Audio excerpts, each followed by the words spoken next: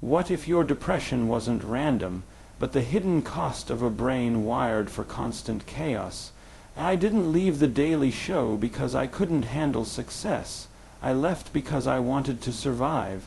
ADHD wasn't just distraction. It was the doorway that led me straight into depression. When I first began to look deeper into the patterns of my life, the emotional roller coaster, the exhaustion, the constant feeling of being behind no matter how hard I tried, I thought depression was the main culprit. The sadness, the heaviness in my chest, the sense that no matter what I accomplished it would never be enough, that felt like the problem. But what I didn't realize for a long time was that depression wasn't the beginning of my suffering. It was a consequence, a shadow that was cast from something deeper in my mind, ADHD. Attention deficit hyperactivity disorder isn't simply about being unable to focus. It's not just the stereotype of being restless or distracted. For me, it was living in a mind that felt like 1,000 radio stations playing at once and never being able to find the right frequency. It was walking into a room and forgetting why I was there. It was being in a conversation and suddenly spacing out. Not because I didn't care, but because my brain was chasing 20 different thoughts. It was the constant inner dialogue that never stopped, the hyper-focus that could lock me into one task for hours, only to completely forget the responsibilities that truly mattered. Living like that every day inside that noise created a cycle where I always felt like I was failing. That cycle is where depression was born. When you're constantly told you're not consistent enough, not disciplined enough, not capable of finishing what you start, eventually you begin to believe it. And belief, when repeated enough, becomes identity. My ADHD wasn't just about distraction. It created a lens through which I judged myself. Every missed deadline, every forgotten meeting, every task left unfinished became proof to my mind that I was broken. Over time, those judgments solidified into a heavy weight that pressed down on my chest, convincing me I was not enough. That weight was depression. ADHD and depression, in my experience, were not separate.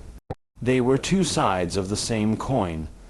The scattered attention, the overthinking, the inability to regulate where my energy went, all of that led me into situations where I disappointed others, and most painfully, myself.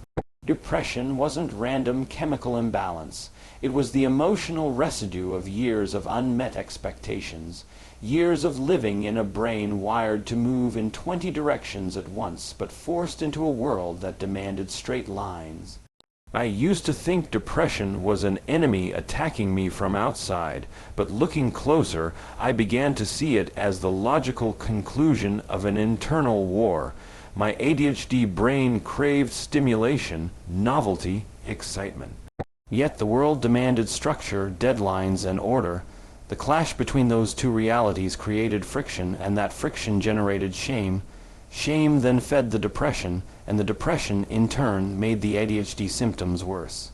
I would lose motivation, lose energy, lose the will to even try, which meant even more unfinished projects, more forgetfulness, more evidence for my mind to use against me. The connection between ADHD and depression became clearest when I realized how deeply my sense of self-worth was tied to my productivity. ADHD made it nearly impossible to meet the expectations of constant productivity, and every time I fell short, depression whispered that I was worthless. I wasn't just tired or sad. I felt defective, and what made it worse was how invisible it all was. On the outside, I could look like I was functioning. I could even shine in moments, especially when adrenaline kicked in or a deadline forced my hyper-focus to switch on. But once the lights went off and the pressure lifted, I was left with the internal storm that no one else could see. For years I thought I was lazy. I thought I simply lacked willpower. People around me reinforced that idea without even realizing it.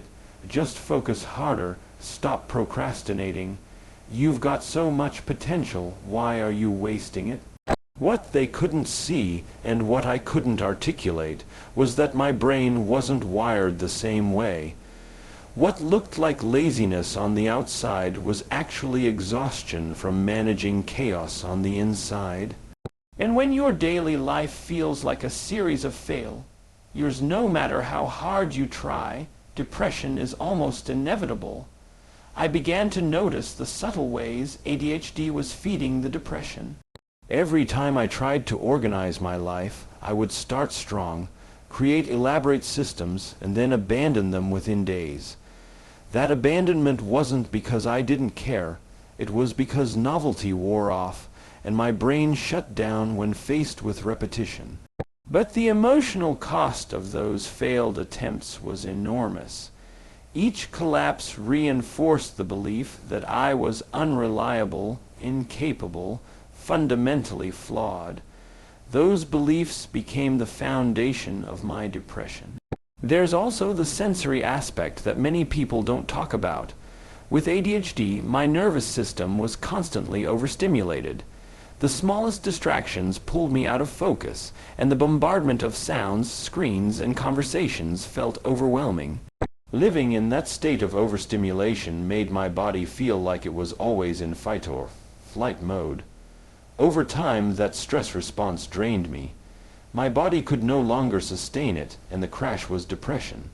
My brain and body, constantly hijacked by ADHD patterns, left me depleted, and that depletion expressed itself as despair.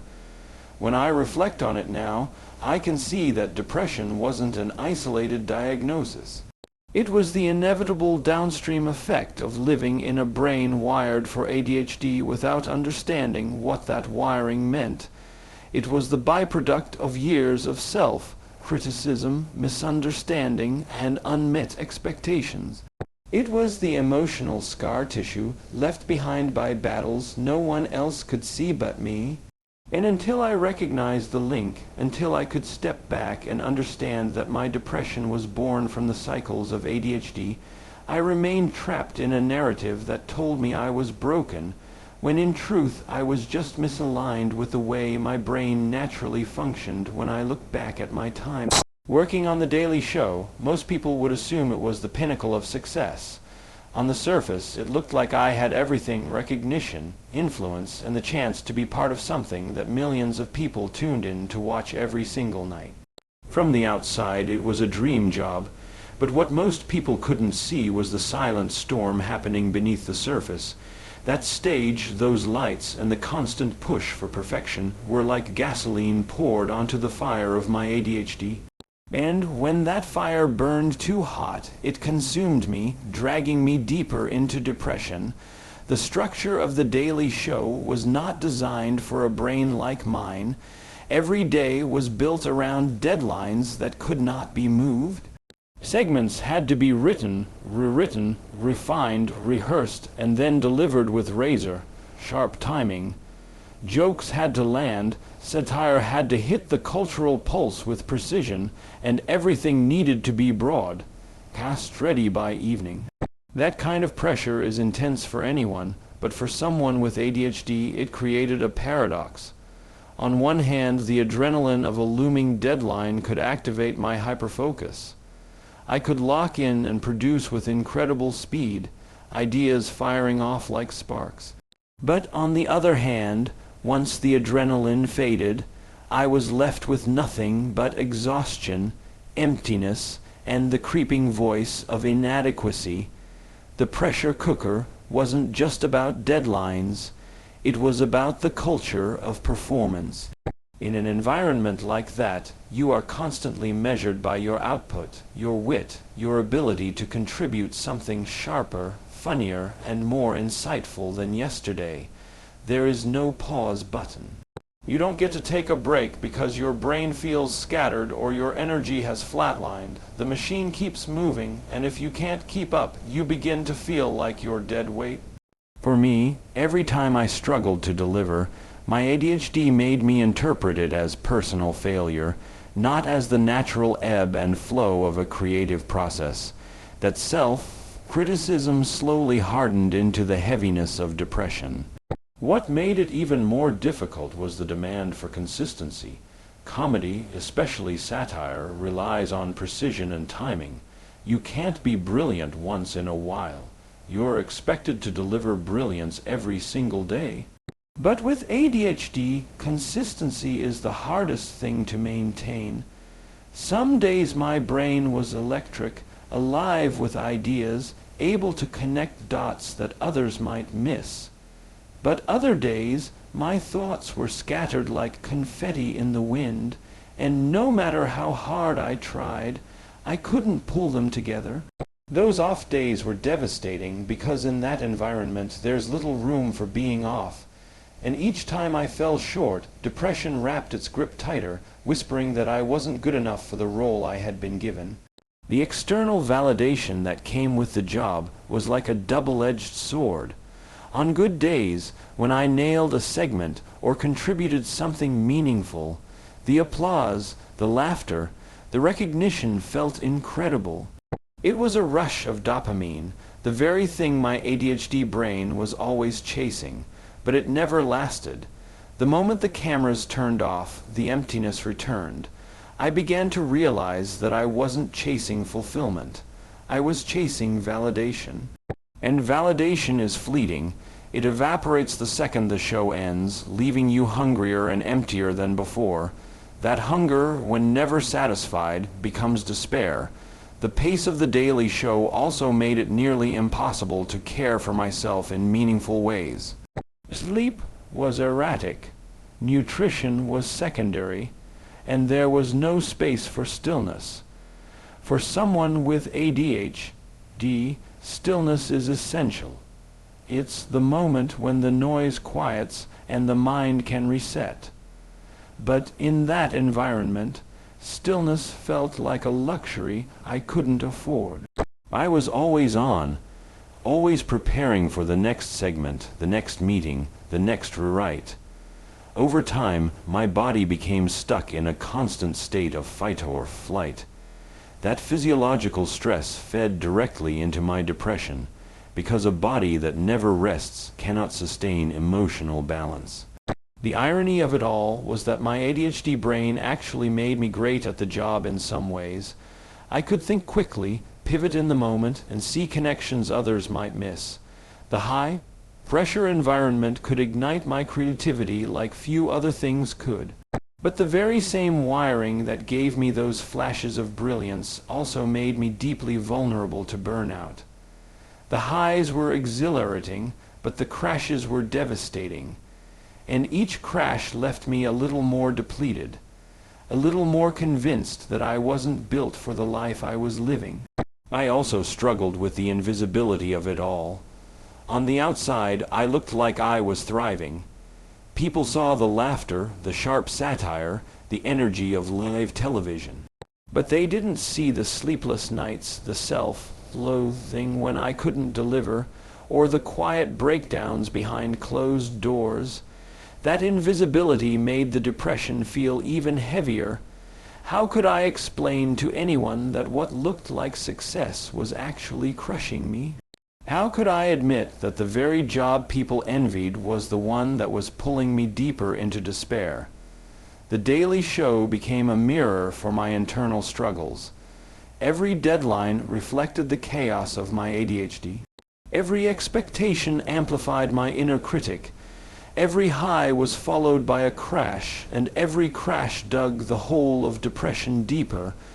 It wasn't just the job, it was the environment colliding with my wiring, exposing every weakness, every blind spot, every unhealed part of me.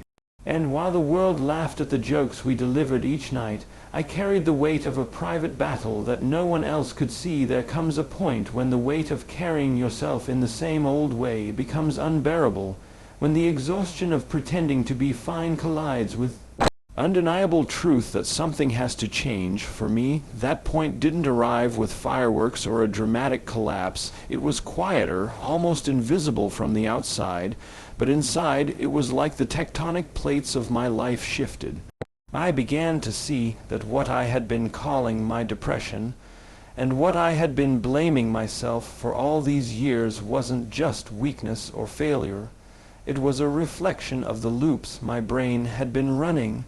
Those loops, shaped by ADHD and intensified by years of internal criticism, had created the very reality I was living in.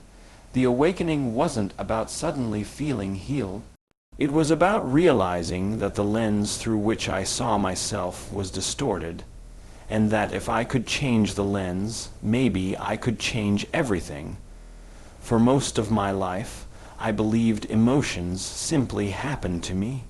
I thought depression was this heavy blanket that descended without warning, and ADHD was this unrelenting storm that I just had to endure. I didn't realize that both conditions were connected to the way my brain had been wired, and the way I had been reinforcing that wiring through habits of thought and behavior. The moment of awakening came when I understood that the brain is not fixed, that it is constantly responding to the experiences, thoughts, and emotions we repeat. What felt like my permanent identity was actually a collection of patterns, and those patterns could be interrupted. This realization hit me when I started noticing how predictable my internal cycles were.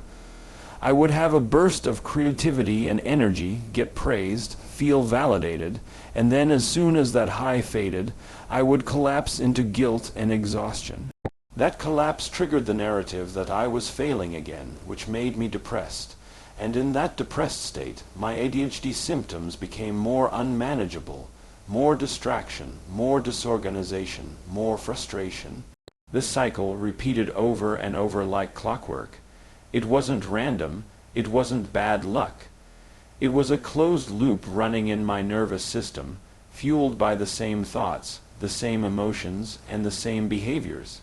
And for the first time, I saw it not as evidence of my brokenness, but as a clue that the brain is simply following instructions it has been given repeatedly. The awakening deepened when I understood that attention is energy. Wherever I placed my attention, I placed my life force. If I kept placing my attention on my failures, my shortcomings, and the story that I was broken, then of course my brain would keep wiring itself into depression.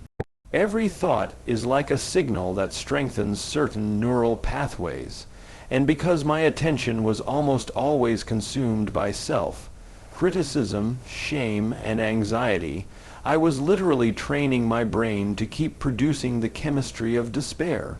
This wasn't weakness. This was neuroplasticity at work. The same mechanism that made me depressed could also be the mechanism that set me free. If I could learn to direct my attention differently, I also began to realize that emotions are not just feelings, they are chemical feedback from the body. When I repeated the same stressful thoughts about not being good enough, my body released the same stress hormones. My heart rate increased, my breathing grew shallow, and my muscles tightened.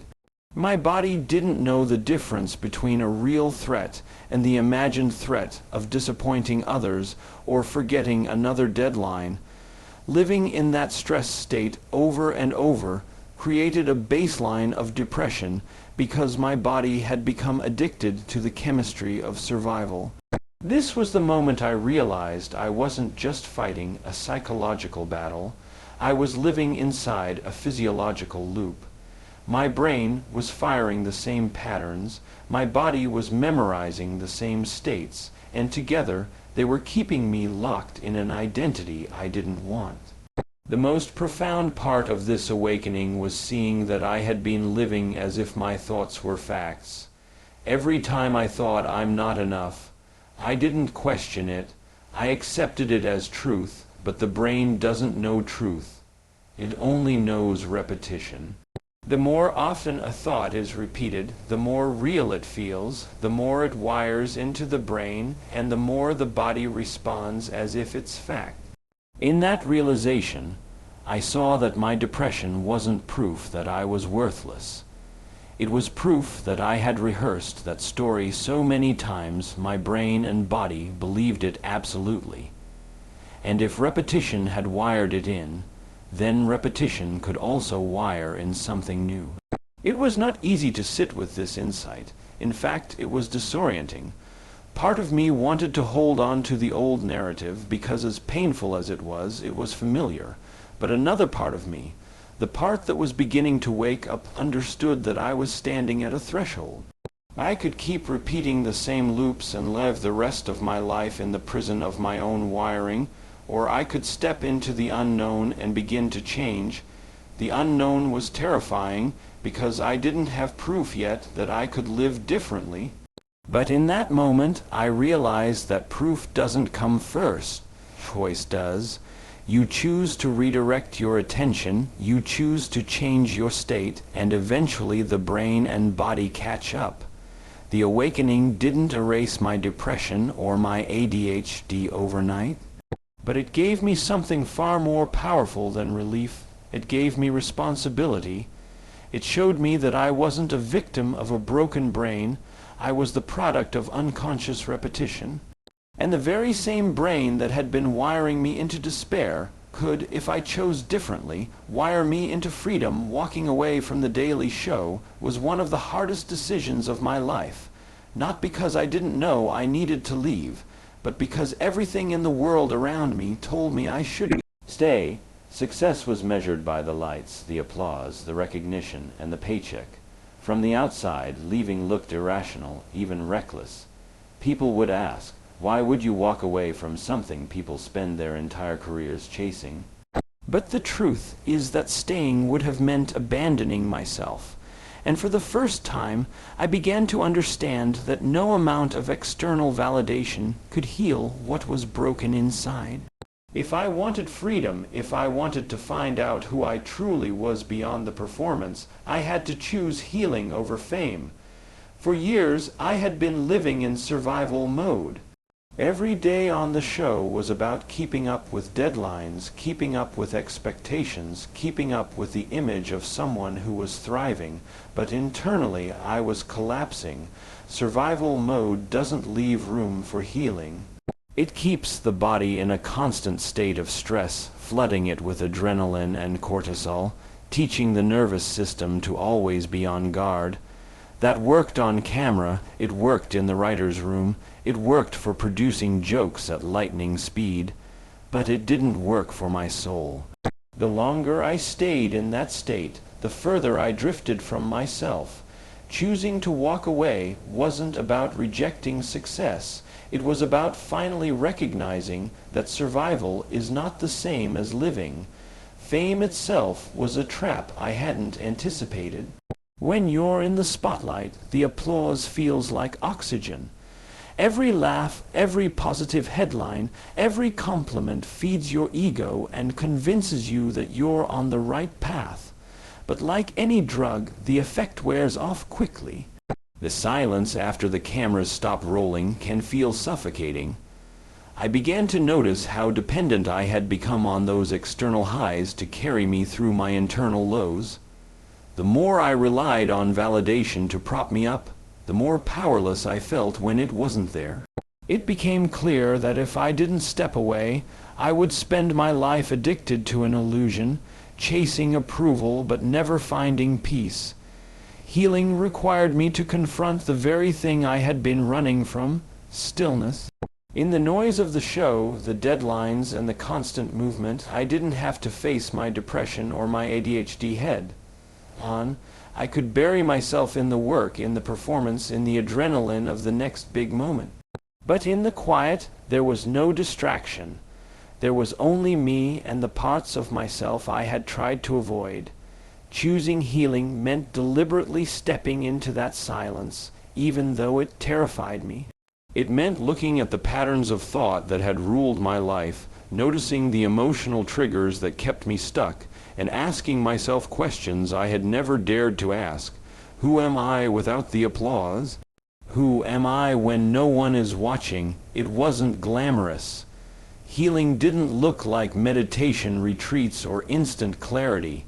At first, it looked like long days where I felt restless and lost, unsure of whether I had made the right choice. It looked like tears in the middle of the night when the depression felt louder without the distraction of constant work. It looked like wrestling with the urge to run back to what was familiar, even if it was toxic. But slowly, as I gave myself permission to sit in that discomfort, something began to shift. I started noticing the thoughts I had been unconsciously repeating for years. I started realizing that I had been telling myself the same story, that I wasn't enough, that I couldn't measure up, that I was destined to fail over and over again. And in seeing the story clearly, I discovered the possibility of writing a new one. Choosing healing also meant redefining what success actually meant. For so long, I had measured success by the external, the job title, the paycheck, the recognition. But every time I reached a new milestone, the emptiness remained. The moment I walked away, I realized success had to mean something different. Success had to be about alignment, about living in a way that didn't betray my nervous system or my soul. Success had to be measured by how deeply I could be present in my own life, not by how loudly others applauded it. This was a radical shift because it required me to let go of the identity I had built around being someone in the spotlight. Another layer of this choice was understanding the cost of not healing. If I stayed, I could have continued climbing, continued gathering accolades, continued pretending I was thriving, but underneath, the depression would have grown heavier. The ADHD would have become more unmanageable. My body, already exhausted from years of stress, would have eventually broken down in more severe ways. The cost of ignoring myself was too high. Healing wasn't optional anymore, it was a necessity if I wanted to survive with my soul intact. I also began to realize that leaving wasn't just for me, it was for the people I loved. When you are living in constant depression, when your energy is consumed by battling your own mind, you don't have much to give. The people closest to me got the leftovers of my energy, the fragments of my presence. By choosing healing, I was choosing to show up for them differently. I was choosing to stop letting my career dictate my worth, so that I could begin to connect with them from a place of authenticity instead of exhaustion. In the end, the decision to walk away was not a rejection of the daily show or what it gave me. It was an act of self-preservation. It was a recognition that the very thing that had given me a platform to shine had also become the stage on which my pain was amplified. And no amount of applause could quiet the inner noise that told me I was living out of alignment. There is a moment, after years of living inside patterns of self-doubt, anxiety, and despair, when you begin to realize that your identity is not fixed. For most of my life, I thought the way I was wired was simply who I was. ADHD felt like a permanent stamp, and depression felt like a permanent sentence. I told myself I was the kind of person who couldn't finish things, who always disappointed others, who could shine brightly for a moment but would inevitably collapse under the weight of inconsistency. That story became the blueprint of my identity. But what I didn't know then is that identity is not something you are born with and stuck with. It is something you rehearse day after day through your thoughts, your emotions, and your behaviors. The person I thought I was had been rehearsed so many times that it felt real, but it was simply a program my brain and body had memorized. The discovery that I could rewire that program, that I could change my identity, became the foundation of my freedom. Neuroplasticity is the brain's ability to change itself by forming new connections, new pathways, and new patterns. For years, I had been using that very mechanism unconsciously to wire in depression. Every time I thought about how I wasn't enough, every time I judged myself for forgetting something or failing at consistency, I strengthened the pathways of shame and guilt. My body became addicted to those emotions, to the chemistry of stress and despair, until they felt normal. That state of being became who I thought I was, But when I understood that the same neuroplasticity that had wired me into depression could wire me out of it, everything changed. My identity was no longer a prison. It was clay, and I had the power to reshape it. Rewiring identity began with awareness. I had to step back and notice the thoughts that ran automatically through my mind. I had to pay attention to the moments when my body slipped into the familiar posture of defeat, the sighs, the slumped shoulders, the tension in my chest. These were not random occurrences. They were signals that my body was reliving the past. Every time I unconsciously sank into those states, I was reinforcing the identity of someone broken, someone trapped. Awareness gave me the power to interrupt the cycle. By noticing the moment the old program switched on, I had the opportunity to choose differently. But choosing differently was not easy. The old identity was familiar, even if it was painful. There was a strange comfort in believing I was destined to struggle, because at least I knew that story. To step into a new identity meant venturing into the unknown. It meant imagining myself as someone capable, focused, resilient, and free, even when I had no evidence yet to support it. At first, it felt like lying to myself. The old thoughts fought back, the old emotions pulled me down, but I began to see that this was simply the resistance of a brain and body trying to hold on to what they had rehearsed for years. Rewiring meant creating new experiences in the mind before they existed in reality. Each time I imagined myself focused and clear, each time I pictured myself waking up energized and living without the heaviness of depression, I was firing new neural pathways. My brain didn't know the difference between imagination and reality. It only knew the repetition of experience. And as I kept rehearsing this new version of myself, something began to shift. My body, which had been addicted to the chemistry of despair, slowly began to acclimate to the chemistry of hope, gratitude, and possibility. Freedom was not the absence of ADHD or depression. Freedom was the ability to no longer define myself by them. They were conditions, experiences, patterns, but they were not my identity. My identity was something far larger, something I could consciously design. Each day I practiced shifting my attention from what was wrong to what could be, from the familiar story of failure to the unfamiliar story of potential. With time, the unfamiliar began to feel natural, and the old identity began to lose its grip. The process also required letting go of external validation. As long as I defined myself by the applause, the deadlines, or the opinions of others, I was tethered to a fragile sense of self. Rewiring identity meant building it from the inside out, based on how aligned I felt with my own truth, not on how the world responded to me. It meant learning to sit in silence and still feel worthy, to be unseen and still feel valuable, to trust that I didn't need to perform to deserve love and belonging.